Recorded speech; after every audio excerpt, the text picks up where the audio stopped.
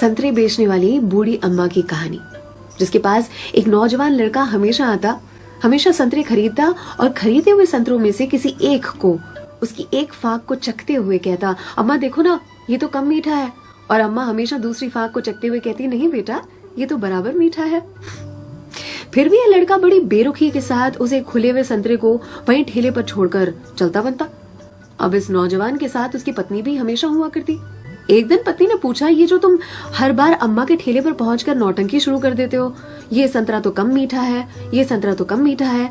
संतरे तो मैंने भी चखे हैं, बराबर होते हैं, लेकिन फिर इस नौटंकी के पीछे राज क्या है, चाहते क्या हो तुम? इस पर लड़के ने अपनी पत्नी को एक मीठी सी मुस्कान दी और कहा, मुझे भी पता है कि सारे के सारे संतरे बहुत ही मीठे होते हैं, लेकिन तुमने कभी अम्मा को देखा है?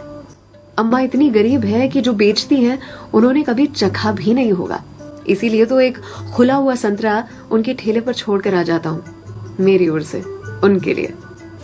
अम्मा के बाजू में जो सब्जी वाली थी, उसने एक दिन कहा उनसे, आपको पता है ये जो सरफिरा आपके ठेले पर आता है संतरे खरीदने के लिए, इतनी चिकचिक करता है आपसे कि आप नाप तोल में उसे ज्यादा संतरे दे देती हो। इस पर अम्मा ने कहा कि वो कभी मुझसे संतरे की मिठास पर चिकचिक करता ही नहीं है, वो ये चिकचिक करता है मुझे संतरा खिलाने के लिए, एक छोड़कर जाता है। क्या मुझे पता नहीं है? उसकी चिकचिक में भी उसकी प्यार की मिठास नजर आती है। वो कहते हैं ना कि मेरे हिस्से से ज्यादा तूने मेरी थाली में परोसा है, कितनी भी मुश्किलें दे ऊपर वाले, मुझे तुझ पे भरोसा है।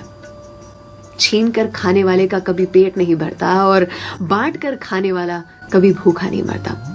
अगर कोई ऐसा दिखे, उसकी मदद जरूर से करे, इसी को तो कहते हैं जियो दिल से।